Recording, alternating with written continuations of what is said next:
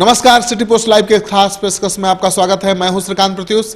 आपके लिए बड़ी खबर लेकर आए हूं। राजनीतिक गलियारे से खबर है, गिरिराज सिंह बेगूसराय से चुनाव लड़ेंगे या नहीं लड़ेंगे, इस सवाल का जवाब आप ढूंढ रहे होंगे। तो आप जान लीजिए, गिरिराज सिंह मना लिए गए हैं, अब बेगूसराय से चुनाव लड़ेंगे। अमित शाह ने ट्वीट किया है और कहा है कि गिरिराज सिंह की सारी बातें उन्होंने सुन ली है, संगठन उनकी शिकायतों को दूर करेगा और गिरिराज सिंह को शुभकामनाएं दी हैं बेगूसराय से चुनाव लड़ने के लिए।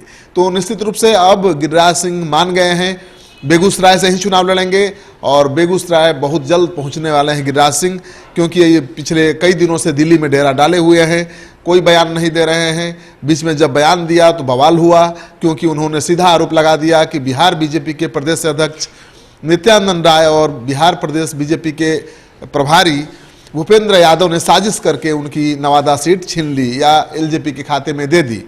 उसी बात को लेकर वो आक्रोशित थे। उनका कहना था कि बेगूसराय से उनका बहुत लगाव है, पुराना रिश्ता रहा है।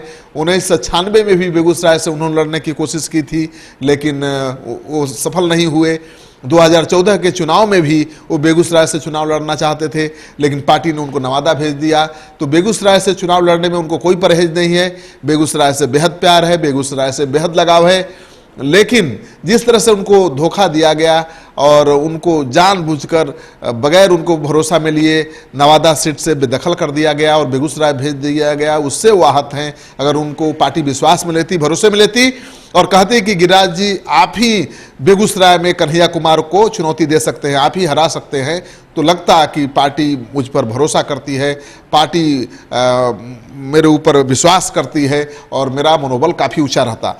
लेकिन जिस तरह से मुझे किनारे लगाया गया, उससे तो लगा कि पार्टी मुझे काटना चाहती है, पार्टी मुझे दरकिनार करना चाहती है, ठिकाने लगाना चाहती है। लेकिन अब गिरिराज सिंह को अमित शाह ने मना लिया है और अमित शाह ने ट्वीट किया है कि गिरिराज सिंह की सारी बातें सुन ली गई हैं, संगठन उनकी सारी शिकायतों को दूर करेगा और गिरिराज सिंह को बेगूसराय से जाकर चुनाव तैयारी करने का निर्देश दिया है। तो अब गिरिराज सिंह किसी भी समय पटना पहुंच सकते हैं। आप सुनिए गिरिराज सिंह ने बेगूसराय के बारे में क्या कहा था, कि बेगूसराय से कितना लगाव है और कब से चुनाव लड़ने की कोशिश करते रहे बेगूसराय से। बेगूसराय से पुराना लगाव है, 96 में वो चुनाव लड़ना चाहते थे। जी जी। और 14 में तो एकदम जी जान लगा दिए। 15 में से चुनाव लड़ गए के खाते से। हाँ। तो मेरा बेगूसराय से प्यार है, प्यार रहेगा। तो आपने सुन लिया कि गिरिराज सिंह कह रहे हैं कि बेगूसराय से तो पुराना उनका रिश्ता रहा है। 1996 में भी चुनाव लड़ने की कोशिश की थी, 2014 में भी अड़े हुए थे कि वहीं से लड़ेंगे, लेकिन पार्टी ने लड़ा दिया नवादा से। अब जब बेगूसराय से लड़ने का फैसला हो गया है तो गिरिराज सिंह तैयार हैं और बहुत जल्द अब दिल्ली से पटना आएंगे और पटना में आकर बड़ा ऐलान करेंगे कि बेगूसराय से चुनाव लड़ेंगे।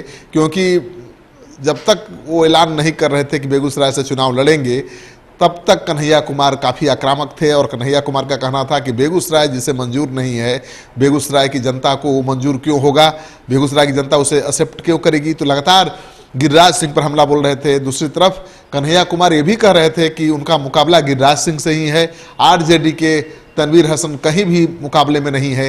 यानी कन्हैया कुमार आरजेडी के जो समर्थक हैं, एमवाई जो समीकरण है उस पर ध्यान रखे हुए हैं। यानी मुस्लिम यादव की प्राथमिकता है कि बीजेपी को हराना। तो कन्हैया कुमार ये संदेश दे रहे हैं कि गिरिराज को केवल कन्हैया कुमार ही हरा सकता है, न कि दूसरा कोई हरा सकता है। इसलिए वो कह रहे हैं कि आरजेडी तो कहीं लड़ाई में ही नहीं है, यहाँ लड़ाई है, सीधे आमने सामने की लड़ाई है गिरिराज सिंह और कन्हैया कुमार के बीच। तो देखिए, अब लड़ाई तो त्रिकोणात्मक दिख रही है, लेकिन कन्हैया कुमार इसे आमने सामने की लड़ाई बता रहे हैं। अगर लड़ाई त्रिकोणात्मक हुई तो गिरिराज सिंह की मुश्किल थोड़ी आसान हो जाएगी, अगर आमने सामने की लड़ाई हुई तो गिरिराज सिंह की मुश्किल बढ़ जाएगी। आपको ये खबर अच्छी लगे तो दोस्तों के साथ जरूर शेयर करिए। अगर आपने अब तक हमारा यूट्यूब चैनल सब्सक्राइब नहीं किया है तो जरूर कर लीजिए। आपका सहयोग समर्थन लगातार मिल रहा है, उसके लिए बहुत बहुत आभार। नमस्कार।